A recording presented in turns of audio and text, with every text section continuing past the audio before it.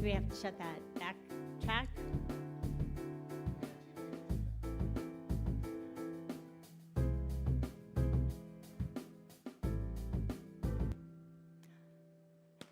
Thank you. He just happens to be my fiance, too. Talented. Thanks, honey. Welcome. Well, let me just first welcome everybody to the center. So, a brief description. Universal Spirit Center is an inclusive and progressive spiritual community committed to personal and global awakening. Our center provides many activities to support personal growth, connection, and spiritual awakening. I invite you here, you've already been probably, and also on the live stream to attend our Sunday morning gatherings, which includes awesome music, an inspiring message, and the opportunity to connect with others. Please feel free to take a half-sheet flyer about our center found in the entry area. If you have any questions about us, please come to see me or Gino after the event, and I look forward to seeing you at one of our Sunday gatherings. I actually used to be on the Wisdom Council of this center when I used to live here, one of the times I lived in San Diego, so I'm so excited to be back. So normally someone would come and introduce me, but I will have to introduce myself, and I've decided I'm just going to go right into it. So I had a talk planned because I have been teaching about forgiveness for almost 20 years. And then I thought, who the heck needs more information? How about we actually commit tonight to having a shift in our consciousness, a shift in something or someone or an event that we have held on to, and we shift it tonight. So if I am game, are you guys game to play? Okay, I'm going to start with something that I recently did that was, I was feeling smaller than I usually am. Have you guys ever had a situation in your life, we won't talk about the world right now outside, we'll get to that, but did you ever have a conversation with someone and you felt really small afterwards, or you didn't speak up for yourself? Well, I was having one of those moments, and I don't even remember exactly what happened. I know. I started to do an inner process because I felt so freaking stuck. And after I did it, and I was writing all these things out that I was upset about, and how could this person do that to me? All of a sudden, I became a big dog. What does that mean? Ooh, ooh. All of a sudden, that came out of me spontaneously. Now, do you remember a second ago, I asked you all if you were committed to having a shift? Okay. So if I'm going to play, I want you to play all out, because how much of our life is not playing all out? How much of our lives is being in reaction instead of response? Okay, so me being the big dog, oof, oof, is literally a physiological change. So I don't know if the big dog works for you. However, it is beyond superhero pose. Do you all know the superhero pose? It's like, okay, you have to step on stage or you have to go into a meeting and you're like, I'm the superhero. Well, let's embody that. And so I also teach acting. I have a few students here as well. And how we often start our classes is a check-in. How do you feel in a word or sound and in a gesture? And I would like everybody to do that, but this shows us how we are showing up in the world too. So I don't want you to be phony. I want you to be like, well, how are you? Here you are. I want to congratulate you because you came to a workshop that can really move your life. This is soul work. This is not superficial work. You're not in my world if it's about superficial stuff, okay? So, I want everybody to stand up, please. Yay! Okay, and at home, stand up, do this. Do not be a bystander in your life for one more moment. We cannot take more information in without embodying it if we really want to make a change, okay? So now I'm going to do my big dog, which, it's pretty embarrassing. It can be embarrassing if you live in that world of embarrassment, but I try not to. I want to bring in the inner child, okay? So I'm going to do it, and then all together we're going to do it together. 1, 2, 3. Ooh, ooh. Well, you already saw me, so that was awesome. Okay, great. Oh, I wish I had a camera right here. Okay, so let's go. I didn't say a word. What I will say, the word is how I feel right now. I feel really honored. Oof, oof, okay? All right, so what's a word or a sound for how you're feeling right now and a gesture? So let's all watch him. Say your name and your first name if you want to. You're on camera. And then we'll all copy it. So am I going to do the... No, don't do the woof woof. I like the woof. Oh, yeah, if you want to do woof woof, you can. So just say how you're feeling and... I'm excited to be here. Woof, woof. Okay, so let's copy how he says the word, too, and then the gesture. Excited. Excited. Ooh, ooh. Okay. Wilman. Embody the word. I didn't say that to you, but embody the word. I don't have a word. All I have is, ah! That will do. Says everything. 1, 2, 3. Ah! Great. Melanie. I'm Melanie, and I am excited. 1, 2, 3. Excited! Dick. My name is Dick,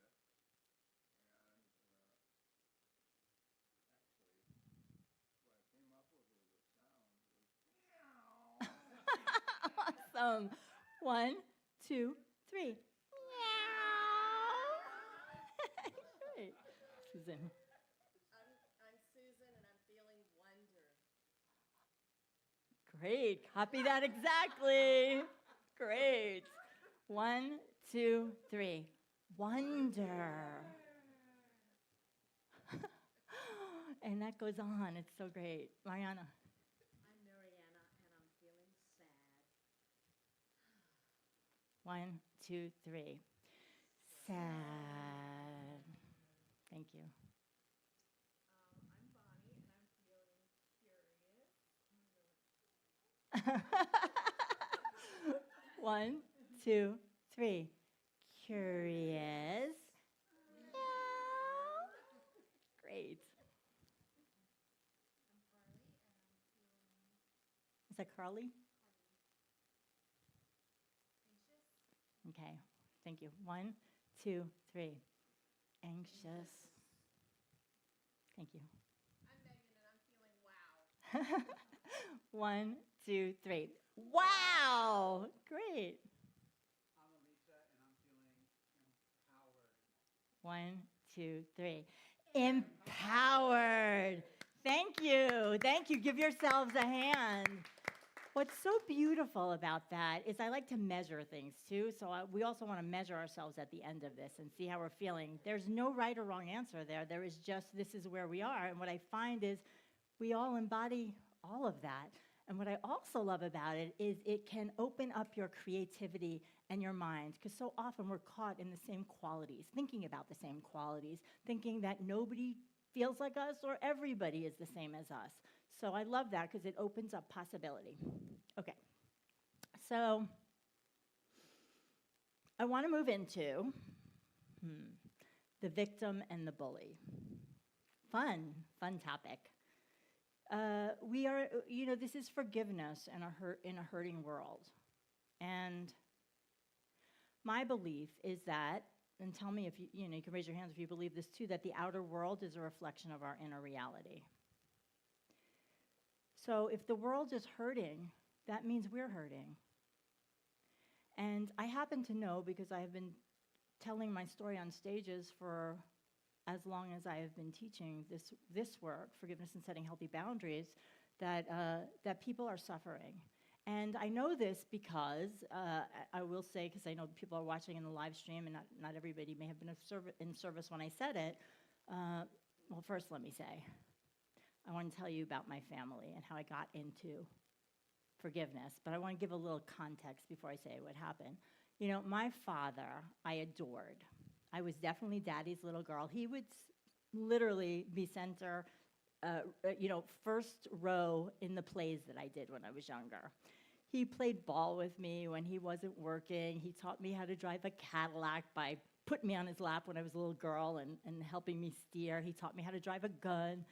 Definitely, I was the apple of his eye.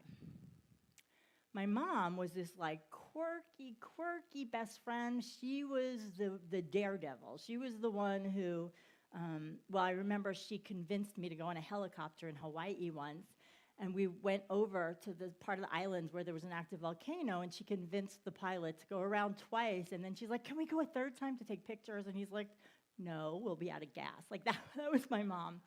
She also was an artist, a photographer, and went back for a master's degree the same time that I went to college, and she photographed nudes. And she would put on, she would put ads for nudes. And I would answer the phone, and we'd get these men that were telling me about what their bodies were like. And I was like, Ma, phone is for you. She read Shakespeare to me. She took me to Broadway plays from the time I was 3. She was my best friend. And then, in 1995, October 1st, my father shot her in the head and killed her. And in that night, I lost my mother, I lost my father, I lost my family, I lost my identity, because my role also in the family was the fixer. They were wonderful and they were horrible. They were tumultuous, and I tried to be whatever I could be for my father that my mother wasn't, and I tried to be whatever I could to my mother that my father wasn't. So I really had no identity. And let me tell you something. The last thing in my mind when I found out that my mom was killed was that I'm going to forgive my father. I actually wanted to kill him. And I bring that up because that made me feel really dirty. It made me feel really like a terrible person. And so that was one of the things I had to forgive myself for. What I learned is I had to actually forgive myself before I could forgive him. Kind of like if you want to love someone, you've got to love yourself to really love someone else. And so I did it through, let's say I didn't forgive him for many years, but then I also heard you should forgive. It's not going to bring your mother back. So I would be like, okay, I'm going to forgive him now. But I raged inside. I wasn't even in touch with it because I defined myself as a nice person. Why? I'm not going to do that. I just covered everything up. So I'm here to say it is time to stop covering things up, but you can be gentle with yourself and you can have tools. I didn't have tools back then. So I just went to, I love him, I hate him, I love him, I hate him. It took me a long time. I found myself in a master's degree in spiritual psychology, who I met Martine at, in 1999. And that program changed my life because I learned what a healthy boundary was for the first time in my life. It's very hard to forgive if you don't know what a healthy boundary is. I thought, I forgive my father, I see him, I talk to him, but he never took responsibility. So that is not what you do. You need to have a healthy boundary. And part of my healthy boundary was actually taking my dad to court for wrongful death after he got out of a 2.5-year prison sentence. Domestic violence. His gun was never found. There was a cover-up. It was in Brooklyn. And my brother at the time agreed to the plea bargain, and I just was kind of out of it, not wanting to. No one knew which side I was on. So, bully victim. We usually identify either with the bully or the victim, based on how we grow up. I identified with the victim because I thought my mother was a good person. And oftentimes when we identify as the victim, we still say we're good people. Look what they did. Look what that person did. I'm a good person. And then bullies, the irony of it, or people who identify more as bullies, they have their own journey of like, well, I'm not going to be weak like that parent was. That they're often also dealing with the not enoughness. They are dealing with the not enoughness, just not having tools. So we're in this world where it's very easy to feel victimized by everything that's happening and what we hear on the news and rights being taken away and feeling powerless to this, to do anything. So one thing is that I want everyone to look at, do you identify as the bully or the victim mainly? And how does that show up in your relationships? I didn't bring pens to have you write things down and stuff, but if you have a pen on your device or whatever, if you want to just jot anything down, there will be a replay so that you can pull this up. But you want to jot down, who do you identify with? Because how it showed up for me being the victim is a lack of empowerment in the world, being reactive versus responsive to things, being in a black and white world, which is ironic since I was like, my dad's so black and white and everything, like what we resist does persist. So this talk is literally about being conscious, bringing whatever is unconscious to conscious awareness, and in a gentle way so that you can heal it, so that you can be more proactive, more powerful, and more responsive to things, because we don't want to listen to the news and just feel like we can't do anything. Now, sometimes people get angry, and anger can lead to activism, which is a good thing, but it turns in on itself if you stay in that angry place. So when I took my dad to court for wrongful death, when I got to that place, it was not from revenge and anger. It wasn't from I hate him. It was from I love myself. I need a boundary with him. I forgot to mention he also moved in with my aunt, my mother's sister, and then married her before he went to prison. So one thing I can tell you from my life is that, what was it, Rosanna Zana? It's always something from Saturday Night Live. It's always something. And what I've realized with the world, and it's why I wanted to do this talk, is that things aren't getting slower. Things aren't getting better. If you're in the same world with me, things are getting harder. They're getting faster. And it's really important to recognize where you are. And the other thing I wanted to talk about with the bully, I personally have experienced 3 different episodes with toxic masculinity this year. And I have not had that forever, really. And so it made me look at it. It made me look at my response to it. So how you know it's toxic masculinity, and it's not always a man, it can be a woman that has this energy, is it's kind of oppressive, and it's kind of like aggressive, and it makes you stand down. So I went to what I normally do when you're not conscious. I went into freaking angry, so angry because I had to be silenced, and I don't like to be silenced. Like, don't silence me anymore. But look how we are in the world where we feel silenced too. And then I went to boundaries, hard boundaries. So I talk about my boundaries in my book, hard boundaries and healthy boundaries. Hard boundaries are sometimes that anger. And hard boundaries are sometimes like, don't call me, I'm not picking up the phone, I'm not talking to you. Again, you don't want to stay in, you can still make the same decision, I'm not going to talk to that person, but you want to soften that, because if you don't soften it, that anger, you're shutting your heart down to yourself while you're shutting it down to other people. All stuff I learned with my father and was able to resolve. And then I was able to move into compassion for the other person. I'll speak about one person right now, because I realized that person must be hurting for them to have this pattern of hurting other people or feeling like they got to silence other people in order to be heard. And of course, is it David Hawkins with Power versus Force? That is a force, that's not power. Force if you're leaving the other person not feeling empowered. So, but then the next step is look at where you're a bully. What? I had a huge breakthrough years ago because I identified as as the victim when I was in a relationship, and I was badgering my ex, I suppose, feeling all righteous about what she at the time did.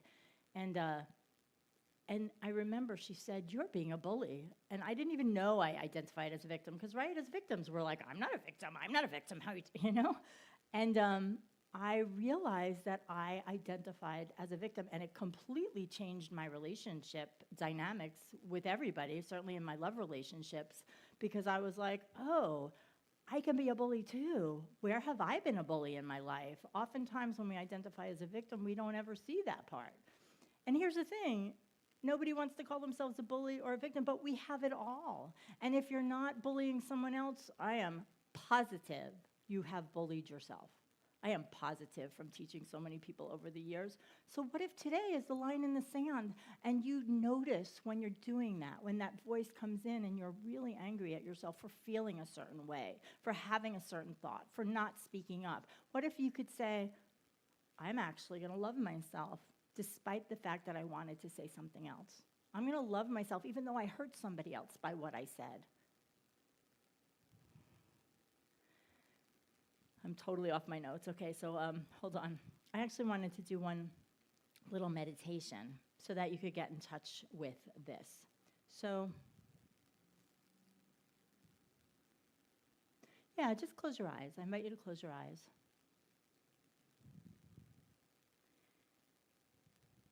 And take a moment to look at where you may have been or are being a victim to somebody or something. You're definitely not going to have to share this with anyone. This is just for you. And notice where that, or a bully. If you resonate more with the bully, absolutely. Where have you been a bully? Where have you hurt someone else? Notice where you feel it in your body. Is it still in your body anywhere? Your chest, your shoulders, your stomach? Just notice. Absolutely do not judge. Don't try to change anything. Just notice. That acknowledgement, the honesty with yourself, is the first step to freedom.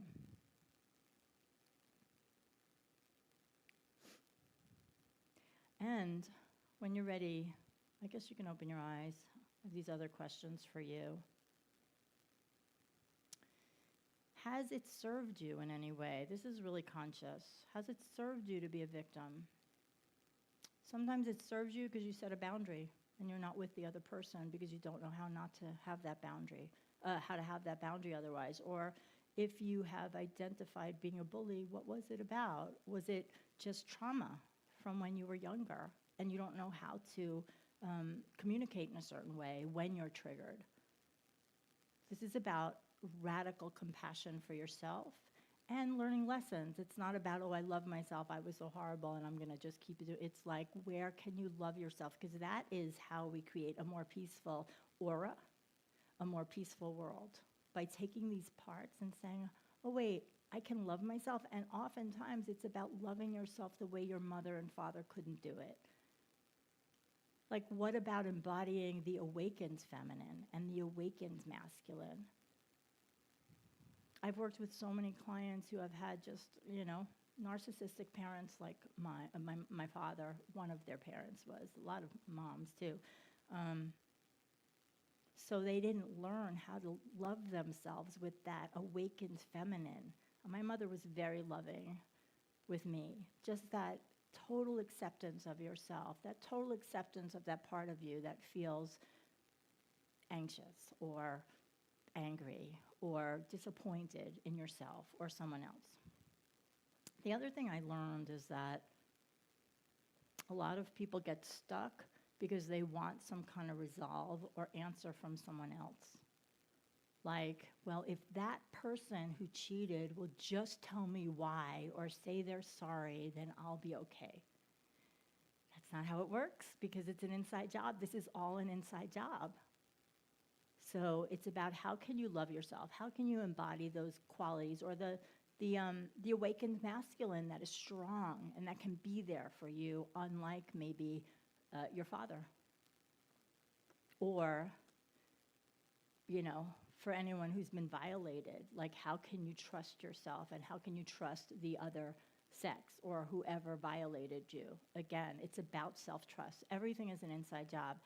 I had to forgive myself after my father killed my mother and learn healthy boundaries so that I could make wise decisions in my love relationships. Otherwise, I was attracting people who were detached. It's because I was detached. They weren't emotionally connected because I wasn't emotionally connected. They were not committed because I wasn't committed. And as soon as I was like, wait, I'm going to love myself. I'm just going to keep loving my inner child. I'm just going to keep knowing that I make wise decisions, then I attracted love in my life. Like, this is key. I did this forgiveness. I attracted love in my life. I, got married and divorced, and had a child. But these are things that were not possible before I did this work. And now I have a lovely fiance. Like, this was not possible. This was not possible when I had all of that inside of me. Who's as dramatic as me? Okay. Are there any questions? Are there any questions? Because I know this is a lot, but I just want to check in with you guys.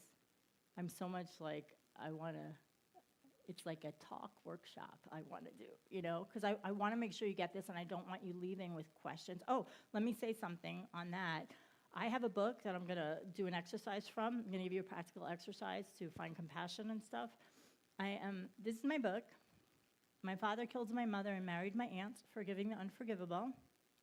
It's on Amazon, but I have gifted you all a digital copy. There is a link on the bottom of this, because I know in 1 hour I can't get to everything. So in the book, it's part memoir, and it's my 3-step forgiveness process, and it has tools in the right order, exercises in each step so that you can heal. So, all right, so first step in my forgiveness process is moving out of denial and into acceptance of what is. Kind of like we just did this meditation, like I was a victim someplace. I was a bully someplace, and then the next step is there someone that you still are unforgiving of? And if it's something in the world right now that you just get so angry when you hear the news about yet another thing that feels unfair, what I would say with that, well, first of all, we so don't want to be a victim that we end up like just muscling our way through, or being like really angry, being part of the tribe, whichever side anyone's on. That's the whole thing. We're all on sides right now.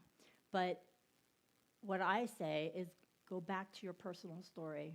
There is something unresolved in you, and that's why that triggers you like that. Yes, there is right and wrong. We all want to use that discernment. But the upset and the reason we get all flared up and we can't listen to someone else is unhealed stuff. We all have unhealed stuff, and it's almost like this unhealed person's talking to that unhealed person who's talking to that person. Like, what if we had a world where we could see clearly, like when I took my dad to court for wrongful death, from a place of clarity, not revenge.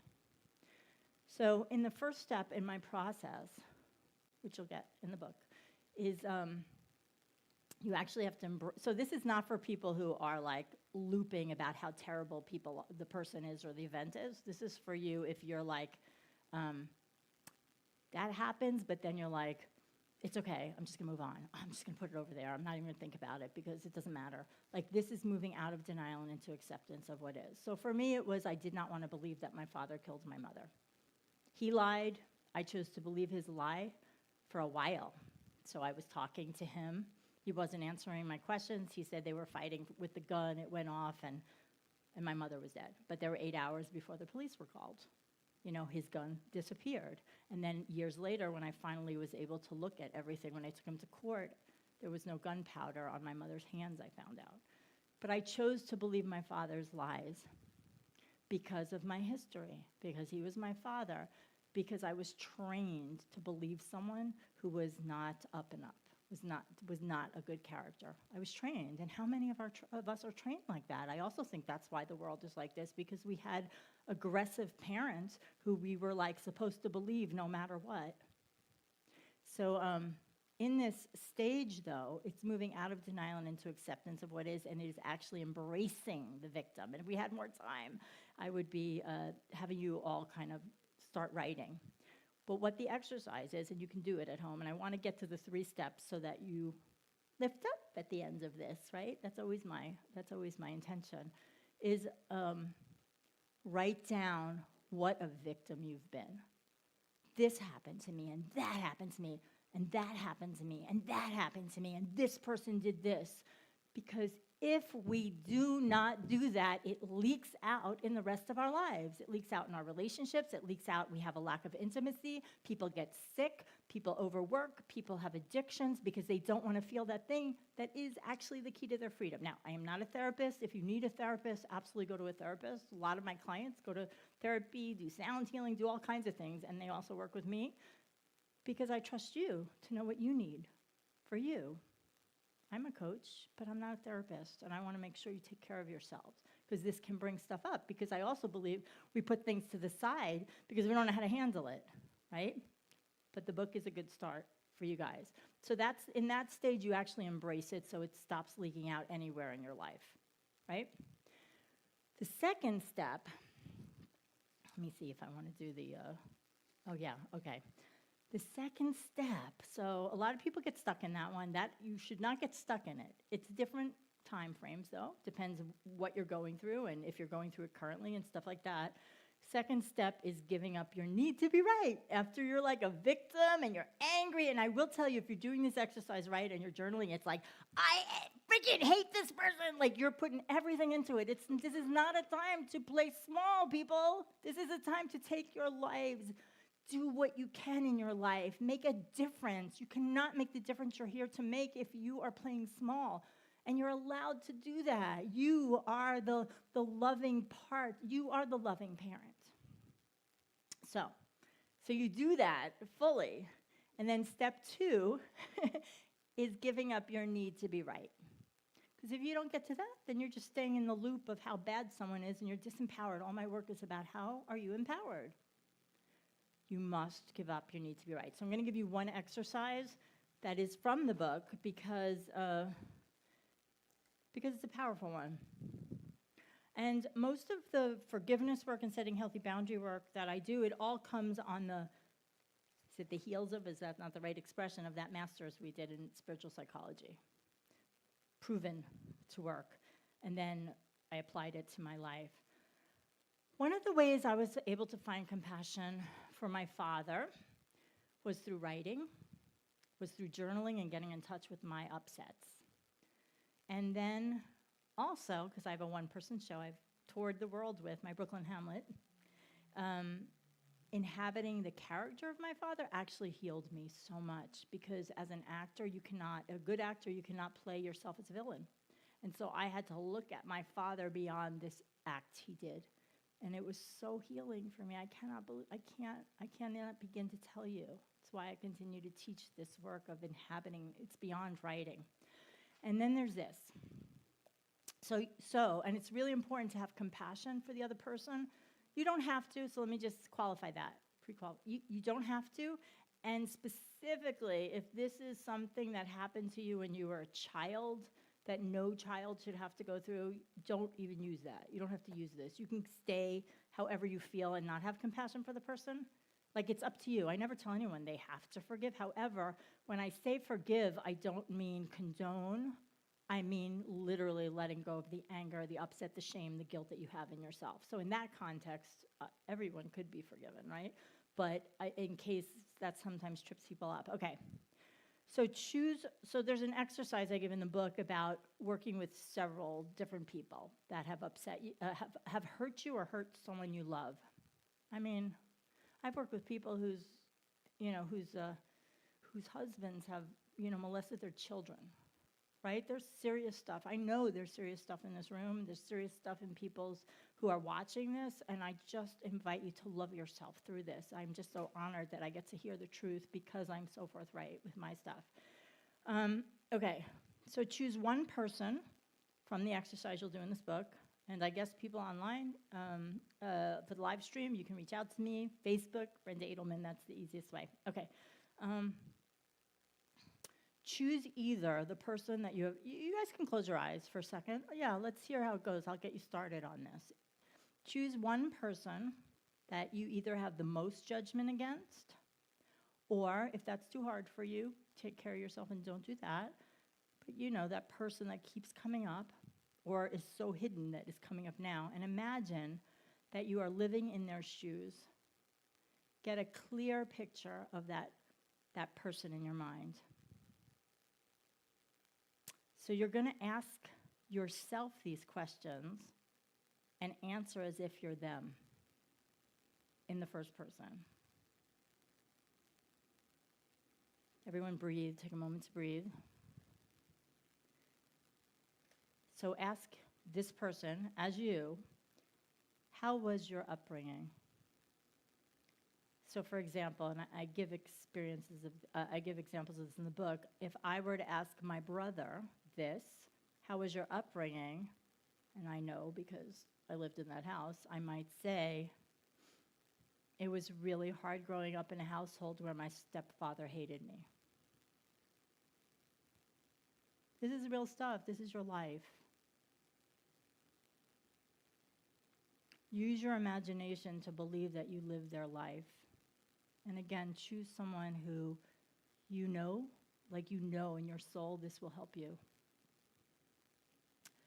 Another question to ask is, have you had any hardships?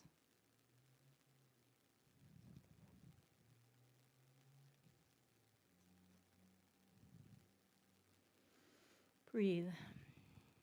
Next question, how did your parents treat you?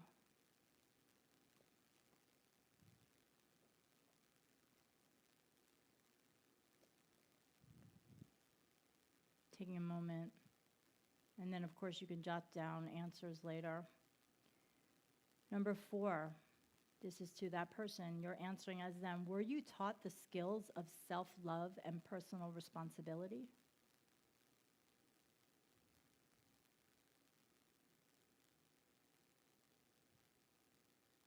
And if at any point this is too much for you, just go back to loving your inner child. Like, that's the biggest thing. Your inner child is safe here.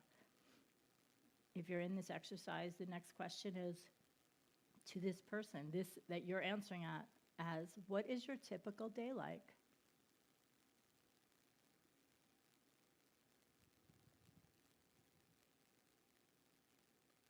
And then the last question I have in this one is, are you at peace?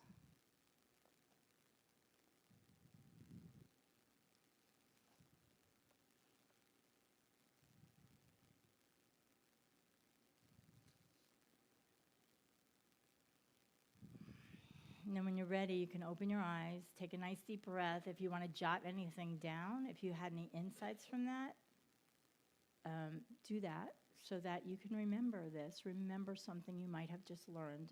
Does anyone want to share anything about this or that exercise? Woman. Well, I've been making my father wrong without knowing it. Wow. Oh yes, he said he's been making his father wrong without knowing it. Like he made certain decisions that I didn't agree with, and I was shocked as a teenager that he made those decisions and said those things. But what I really wanted to say was, what the fuck is wrong with you, dude? I've just been making him wrong Yes, for X number of years since then. he's been making him wrong since he was a teenager. I've been, I've forgiven him for a lot, but I'm just going to repeat it. He's forgiven him for a lot, but there are some things that I hadn't really looked at. but there's some things he hasn't really looked at.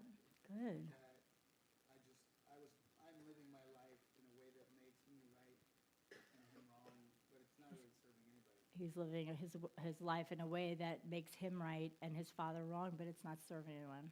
Good. That actually, thank you for sharing that. I want to share something about this. I have been doing my one-woman show for so long, so many stages, and back in 2019, and I'd done all this inner work, right? So this is why you want to be like a beginner. You've probably all done so much work. Be ready for the miracle. On Father's Day in 2019, I had a friend that was going to 2018 or 2019, that was going to a shooting range. I had not shot a gun since my mom was killed by a gun, even though I used to shoot all the time when I was growing up in Brooklyn. And I said, I had an inner guidance. I said, can I go to the shooting range with you? I think I need to go. And I went, and I am a good shot. And I don't know if any of you have gone shooting before, but they have, target sheets that, like, one of them, you can get the bullseye, but some of them look like a caricature of, like, a big man. And so to me, it was like an alpha male like my father. And thinking of my show, I was like, I'm going to take that target sheet home and put it in my house, and I put it in a room, and I thought I'd use it for my show, and my life was really stuck because everything's connected. My life was so stuck, and so New Year's Eve, Christmas or New Year's that year, I decided to do a fire ceremony in my fireplace and release that. And I was on stage a month later in Mexico, San Miguel. And I've done the show so much, and at a part of the show where it's pretty much always the same, I'm in the moment, but it's always like really angry. What happened? What happened? What happened to my father? I literally broke down sobbing. This is after more than a decade of doing my show. Broke down sobbing on the stage, and if I had not had all the acting under my belt and all the spiritual psychology, I would not have been able to finish the show. I finished it, and it was really powerful, but the show is designed to uplift, not like be like people can't breathe after. And I was on tour with two other women, and there was supposed to be a comedian came on at the end. She got no laugh, so kept looking at my script and saying, what's happening? And I literally learned two things. I learned that I did not embody my spiritual awakening after my mother was killed, because I did have a God moment that I won't talk about now, but it was a God moment. And I had been talking about it versus showing. And as an actor, you want to show, not tell. So I did that. I didn't change the script. I just went from being honest, showing the transformation from knowing that God was right here, right now. And everybody laughed at the end, and it was beautiful. But the thing I learned is I had sadness and vulnerability behind that anger all those years later. That's why you want to be open, because who knows what's behind these things that are kind of stuck. Anyone else have something they want to share about any of the exercises? Okay, so I want to do a gentle release exercise actually here. So close your eyes, everyone. Take a nice deep breath in, breathing in this moment, and imagine holding whatever hurt has come forward for you tonight in your hand, in front of you. Really feel the weight of it. Really feel that you can put your hand out in front of you. Really feel the weight of something you've been carrying. And on the count of 3, we're going to let it go together. 1, and you'll open your hand. 1, 2, 3. Drop it. It's gone. And so it is. So important to do gestures and rituals. What I did with my dad one time is I took one of his hats that I had, and I went to the top of a mountain, and I wrote a poem that had come through, but basically it was that I realized that if I hated a part of my father, I hated a part of me, and I was unwilling to do that anymore.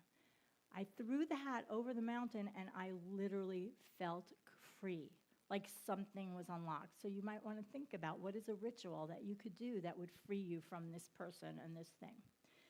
And then forgiveness is a muscle, and the more we use it, the freer that we become. So I want to get to the third one before we leave.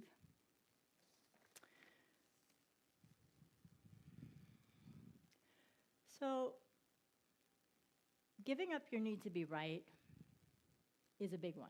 It's a big one. A lot of people won't do it. And look, if you look at the world right now, I have my heels in like everybody else. That is wrong. They cannot do that. But again, sometimes that anger makes us feel like we're doing something. I'm not actually doing anything except saying that's wrong. And people do things in different ways. They do things with activism. They do something kind in their family. They do something kind for someone they don't know. They pray. They hold the high watch. Like everybody has different roles. So whatever role you have, it's better than just being angry, because it creates more anger in the world. And not to be mistaken for you don't, like if you're angry, release it in a healthy way. I will say this. In the first step of my process, you actually have to release that anger, which I said, right? You're the victim in this. It's not just that. It could be anything you're angry at. You want to release it, because I did not release my anger until like 6 years, really fully release my anger until 6 years after my mom died. And those 6 years were the most miserable years of my life. I was contracted, I was small, I was hiding, I wasn't talking about anything. I felt like, I said, like a shell of who I really was. I was afraid to talk about anything. And then I went to an anger workshop that was this goddess. She's retired now, held a space for us to do all this bataka work and all this stuff, but it was in a really safe place to really let it go. Primal screams. I had never done that before. Everything was released. And I had done the masters before that. It was layers. It was just I hadn't gotten to that layer of really, that primal scream released something in me. So I always encourage a workshop like that with someone who is really knowledgeable about that and that can hold you like an earth mother. I forgot, Center for Spiritual, no, Center, I can't remember what? No, I was thinking about this anger workshop. It was like Center for, I can't remember what it was. It was the Get Rid of Hate Center. Actually, I remember they had someone doing healing body work, so you want to remember also the somatic part of this, like, right, so that you get it out of your body as well. Okay, so the third step is, I used to say, and I think it still says in the book, being grateful for what happened, but over the years, I wrote that in 2009, I've changed it to be grateful for the lesson, because I've heard too many things from too many people, what they went through, that it's just horrible. I would never say be grateful for that, but I would say if you can find the lesson and you can share that lesson, then you've turned your biggest pain into something powerful that literally leaves your legacy. And I know sometimes when we're right in it, we can't see that, but I can promise you that if you've lived through something and you're here today, it means there's something bigger for you. There's something, it might not be on stage, but you might be sharing something with somebody, and because you're so clear and you're not triggered, you save somebody's life next to you because you say, guess what, I went through something like you did. And they don't feel so alone, and it's why I continue to share my work, and I will continue to share my story, because I know someone in the audience needs to hear that they're not alone, even if it's not the same circumstance, though. Believe it or not, I have met 3 people whose, 2 of them, their stepfather killed their mother, and 1 of them, her father killed her mother. So in this stage, the exercise, I would say, is often service. So sometimes people are stuck and they just feel like what I went through is just too bad. It's just too awful. The way to get out of that is be of service. Be of service to someone else. And if you're still in that, be of service with pets. You don't have to talk to anyone. Just be of service to some sentient being that needs your help, or somewhere like that, because there's always going to be people who have lived through worse, and always going to be people who have had a better life, Let's see if there's anything else I want to close with here.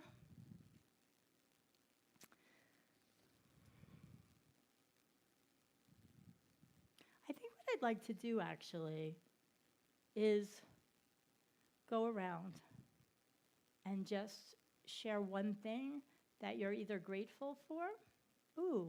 One thing you're grateful for and how you're feeling right now.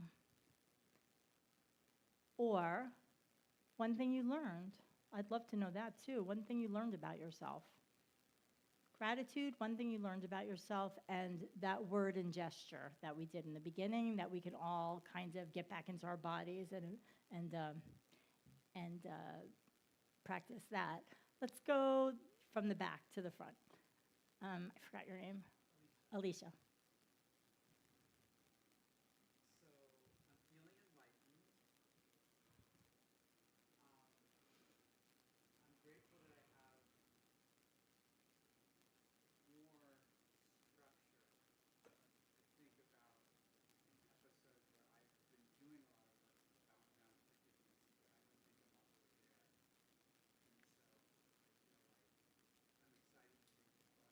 Good.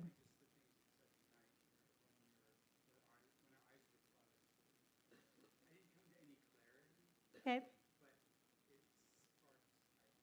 Good. That is so beautiful. I love that. Yeah, we didn't have a lot of time here, but I'm so happy about that. And for everybody, if it sparks something, go home and journal. Journal about it. Complete the process. Beautiful. Oh, can you repeat that a little bit at a time? And then I'll say it too. So I said I'm feeling enlightened She's feeling enlightened. because I have someone that I've been doing forgiveness with, She has someone she's been doing forgiveness work with, but I'm not all the way there, but she's not all the way there. and I feel like I now have some tools. And she now has some tools to get there. Beautiful. Yay. Beautiful. Beautiful. Thank you. What's your name again? I'm Megan. Megan. I found it really interesting that in the situation, I'm the victim. And I'm going to repeat it. In the situation, she's the victim. I found that I've been the victim and the bully in the same situation. She's been the victim and the bully in the same situation. That so happens. Oh, good. Great. Thank you. Keep going. Oh, okay. Well, that's profound. That is really profound. Great. Great. Oh, my God. Wonderful. How's this? Let, can you make it a little louder? A little up. Is that better? Okay. Hold it right to your. Right up here? Yeah. Okay.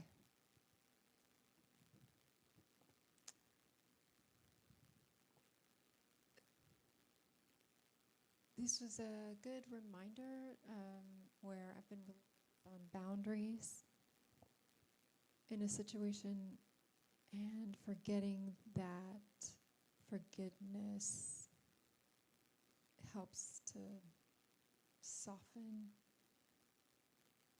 my belly so that I can be more clear with boundary setting. Beautiful. Thank you.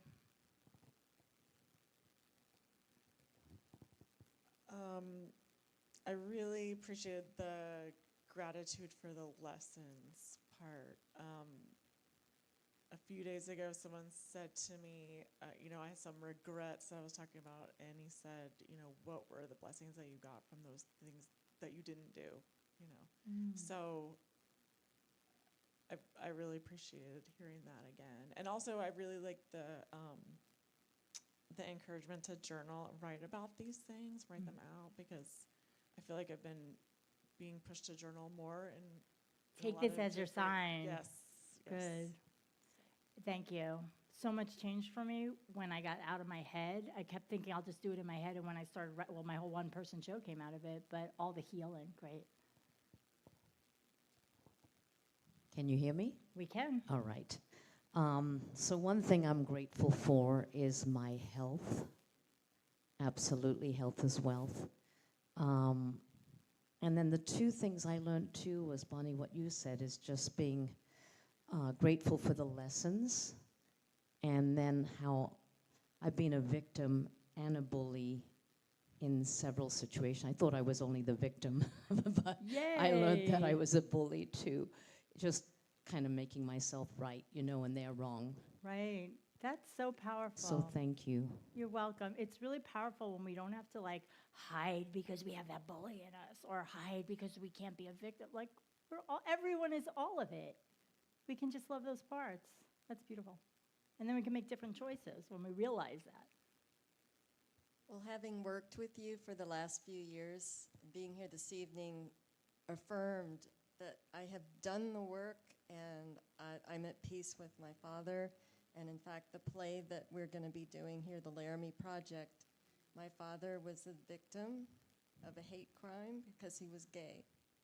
And I'm performing for him. Wow. Wow. Wow. That's beautiful. Thank you. You're welcome.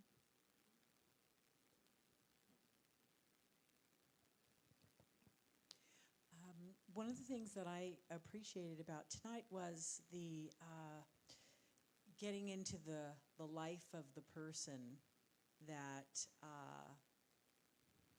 that in my case I've judged, and although I don't know exactly about his life, but I had some compassion, so that opened up a wonderful place. Yay. And I still have journaling to do and so forth, but I feel like sometimes you can love people at a distance, and that's enough. That's the setting boundaries. You don't That's ever have to enough. even see them again. Exactly. Yeah. Good, good. I really had trouble looking at the victim bully thing because I was trying to find out if I had ever been a victim, and I don't think I've ever felt like that, not in this life. And so I think if anything, I've been a victim of my own stupidity and ignorance. But, you know, I tend to look at things kind of like a Mongol warrior where I have to like run over things and run through and just power through and things like that. So I think it was good for me to see that I've been basically spiritually lashing my father for certain decisions that he made, and that I was just basically being a bully to him about it. Wow, I never really saw that in my relationship with him, so it was good. that's beautiful. Thanks. Big. Thanks. Well, I had so many different experiences. I was thinking about when you first started talking about the victim and bully. And then I was thinking about my marriage. I was married for 26 years. There was a funeral today, and I wasn't invited. It was both my boys and my ex-wife and her family. And I was kind of like frustrated about that a little bit today, and a little annoyed about it. And then I was kind of like, how do I want to deal with this? How do I want to deal with this? And my go-to is to be a bully. That's my, like the victim, like, you know. So my go-to to be a bully. That's how I handle stuff. Yeah. And I don't have a middle ground because I certainly do not like to be a victim. I don't like Nobody that at all. does. Yeah. I don't know that anybody. I don't Yeah. know that that's true. I just Yeah. seems to me some people do. Oh, yeah. But- It appears like that, yeah. But I don't like that. At the same time, I don't like to be a bully. However, there are some parts of that facade or that illusion that have power. And so it's like, where do I land? Where do I want to land? Yeah. And that's where I'm at right now. So I'm going to Yeah. meditate on that I tonight. would definitely look at also power versus force. That Yeah, book. I looked at the chart. I was just looking at the chart. Yeah. Yeah. And the book he has too. Yeah. It's really, that could be helpful. Yeah, no, I read the book and I was just looking at the chart and I was like, where am I on that, you know? And I know I'm not below the line. I know I'm above the line, Right. but just where am I at with that? Beautiful. So, yeah, cool, thank you. You're welcome. Thank you. Well, I think since we didn't do a gesture, you all are going to have to do my gesture and Martine's. So how about we all stand up to finish and just do a big dog? Okay, because we want to be empowered when we get out of here. Well, on 3. 1, 2, 3. Whoo! Whoo! Thank you.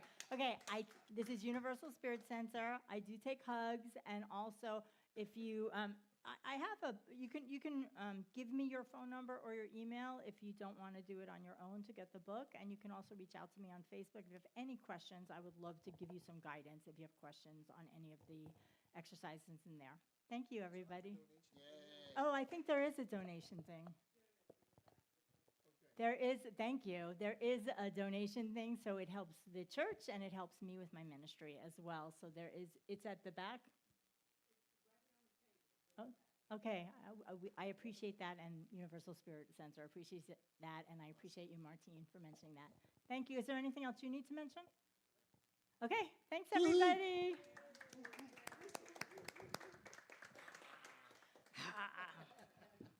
So funny. Oh, yeah, why don't you play us out? Play us out.